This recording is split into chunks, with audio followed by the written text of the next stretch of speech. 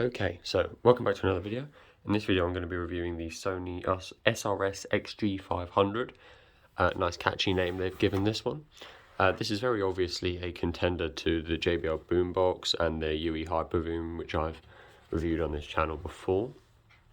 It comes in a little bit lighter than the Boombox, like 200 grams lighter, but it does look to be a bit longer, maybe not as tall, but definitely longer. So it's a bit bigger, but actually a little lighter. It's got this obviously mainly kind of like fabric, meshy design on the outside, kind of the same as the UE Hyperboom if you've ever had one of those. It's got the same feel on the radiators on the side here as well. Obviously a nice handle. It does actually feel very nice. You've got your buttons over here, and then there isn't too much to show on the exterior of this obviously, but you've got your waterproof panel on here, although this isn't actually the same waterproof resistant as the boomboxes. This is just water resistant, so this cannot be submerged. Not that you'd probably be doing that anyway. But this has got a party connect button, obviously the charger, 2 USB outs to charge like a battery pack. If you press that battery button there, it will read you out the battery percentage, turns the lights on and off. And then you've also got an aux in and guitar settings, which not many of these speakers actually do nowadays. So that's quite interesting, I suppose, if you're someone who uses that. The charger it comes with is obviously just a 3-pin plug to the wall, quite a large power brick here, and then the DC cable on the other end, which will obviously go straight in there. So yeah, quite a big charger, to be fair. Obviously got a big battery. I believe the battery is slightly bigger than the Boombox. Obviously it can charge 2 phones as well, so it does kind of double as a power bank, although I've used speakers as power banks in the past and they're never very quick, so there's that.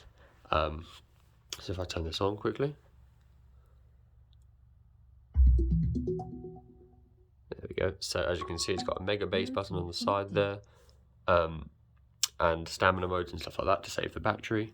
The main difference about this speaker is that it's got lights just around the subs, which I really like. It's a very obviously there's lots of speakers that have quite over the top trashy, like kind of, you know, cheap lights, but these look very good, and obviously they make different effects when the music is going and bounce along with the radiators here, and I really like that personally.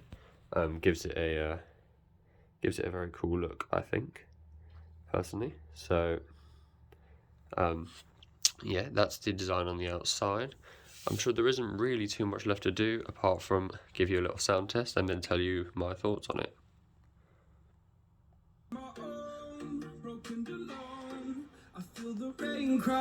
This is 50% volume.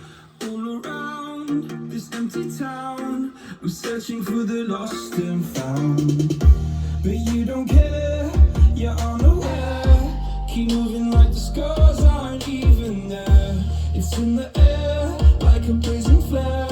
Just stare, cause the flames won't burn us. I thought you were the one for me. Now I'll move up to 100. I gave you everything, held you close by the stormy seas. Oh, you meant the world to me. Used to kiss your head when you cried for me. Hold your hand while the pain was over. Keep you warm by the roaring sea. You meant the world to me.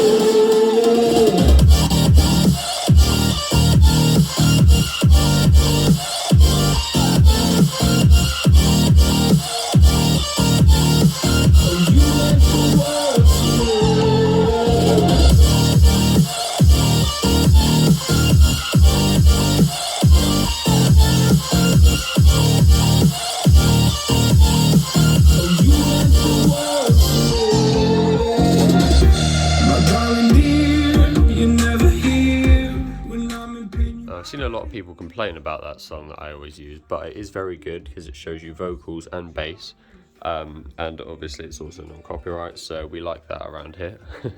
But yeah, so my verdict is it's a lot bassier, I think, than the Boombox and the Hyperboom, but the high end and mid-range isn't as good, so it kind of depends what you prefer. If you're really into bassy music, you'll love this. But if you wanted to play it maybe outside, the Boombox would probably sound better because the sound would travel further, as it's not just bass, if you see what I mean. So Obviously, I know it's hard to tell through the speaker. Through the video, but I'm gonna do another comparison against some more speakers in another video. But I got this for $259 from Argos on a Black Friday sale. So for that price, almost half the price of the JBL boombox, I think it's definitely worth keeping. But if you're paying full price for it, then maybe the boombox is a better option.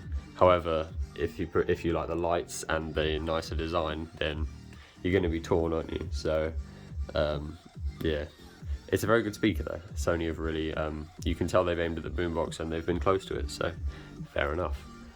If you've got any questions, pop them in the comments and I'll reply to them best I can.